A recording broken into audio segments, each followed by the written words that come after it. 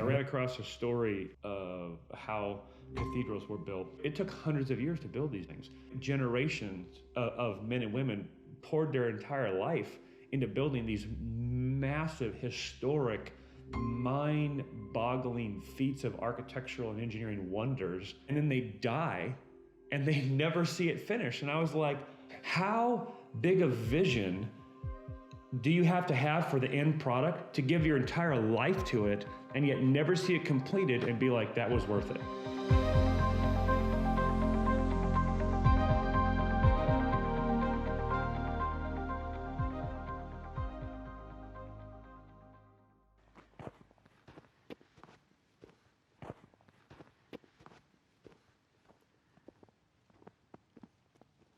When I was about 10, 11, we moved to this close to 200-acre piece of property up on the Lochsaw and the Selway River in Idaho. And I'd get up at 4 or 5 o'clock in the morning and get on my Honda, and I'd go 3 or 4 miles up the Selway River there, catch 3 or 4 fish, and then get back home and go to work. It was a dream life for a kid. I just enjoyed being around Dad. I began to think, I want to live my whole life here.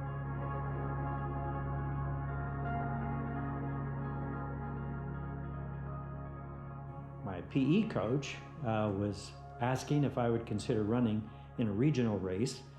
And I said, well, I'm not really sure that my dad will let me. And he said, well, let me call your dad. I said, no, I'll talk with Dad. And Dad said, well, when is it? I said, well, it's in May 7. It's on a Saturday. And he said, well, that's a real busy time for us because we're getting ready for summer and people are coming.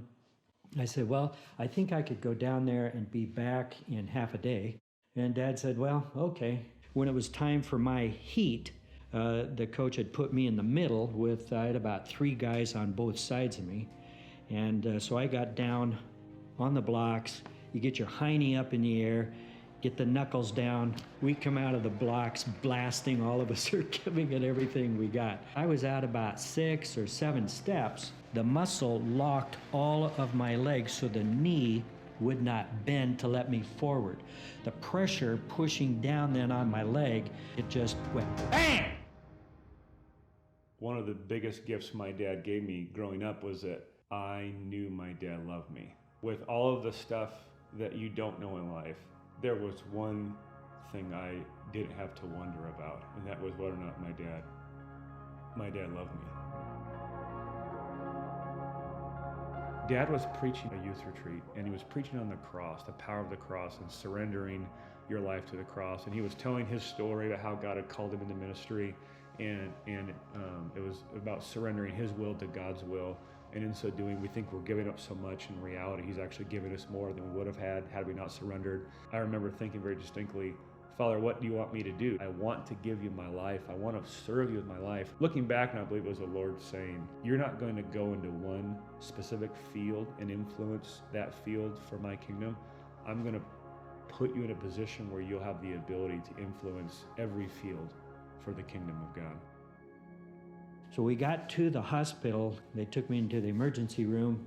These 2 bones were laying side by side. One femur bone is clear up into my hip. The other femur bone is down just about to my knee.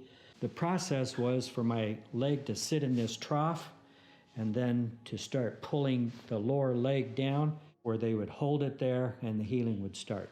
About the 4th week, I knew God's Spirit was talking to me. And he was saying, I want you to go into the ministry full time. I would talk back to the Spirit and say, that is not a good idea. I'm up here on the Lochsaw with my dad, and that's where I want to stay. That's where I want to live. I want to find a woman, get married, raise my kids, and that's where I want to live my life. This kind of conversation was going on for 2 or 3 days. There was a couple of nights I was not sleeping. On the 3rd night, it was 2 o'clock in the morning. All of a sudden, the lights in the hallway got really bright. And I just sensed the presence of God was coming, filling that hallway and the room where I was. The Spirit of God brought a calmness into my soul that I can reach back even over 50 years ago and still touch that presence of God and that calmness, that peace that came in my soul. I said, okay, I'll go. I'll follow you. God was asking my dad to leave his dream. At least that's how my dad interpreted it. Looking back now, what I realize is God was not asking my dad to give up his dream.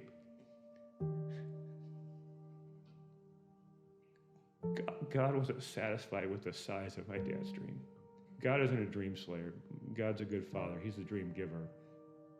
And I think he was asking my dad, Greg, if you give me your dream, I'll give it back bigger and better than you could wildly imagine.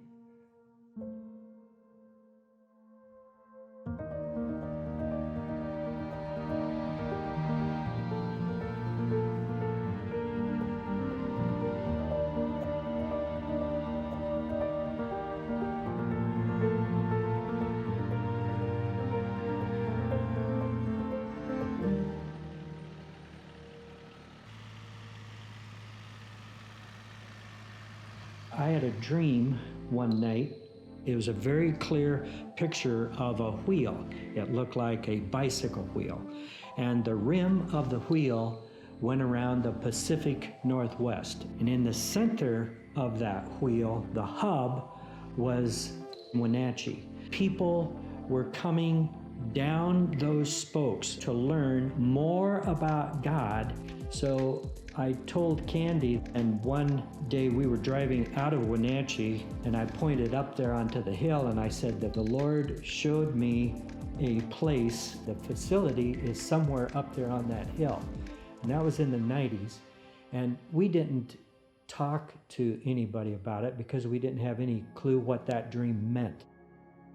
We planted Grace City Church, and we're growing, and it's becoming obvious we're gonna need a home. So we're looking for property. So I walked this piece of property, and I'm like, oh, this might work. And so I called Dad. I go, Dad, you wanna come out and take a look at this property? And he comes out to the property, and he looks around, and he's getting that look on his face, that look that, says God's about ready to speak. I felt the Spirit of God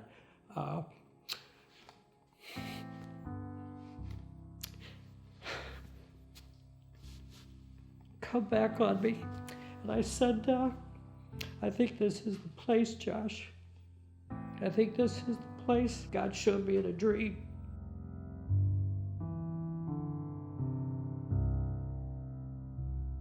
I was looking at an aerial photo of our property.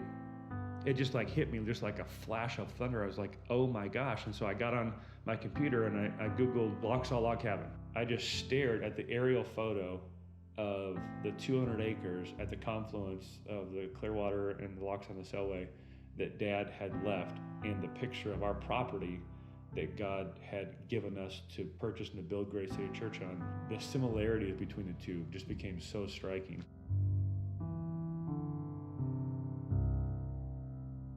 A dream had been born in the heart of a boy at the confluence of two rivers to build a business with his dad. That boy thought he was leaving his dream, when in reality, God was calling that boy to a different state where at the confluence of two other rivers, he would not build a business with his dad, but he would build a church with his sons. It's one thing to believe that there's God. It's one thing to say that I love him, but I want to challenge you, would you trust him?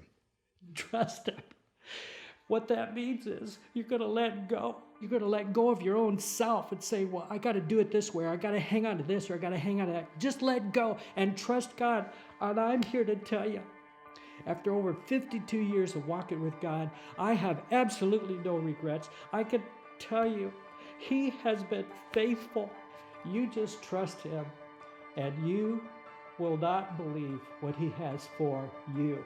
Every time I see a baptism, every time I hear of a marriage that's been restored, every time I hear the story of God using the people and the work of Grace City Church to change someone's life, I think about a kid in Idaho who wasn't sure if he should leave the family business or not. Could God be trusted? What God can do with one kid from the sticks who says, okay, I'm in. That's the story of Grace City Church.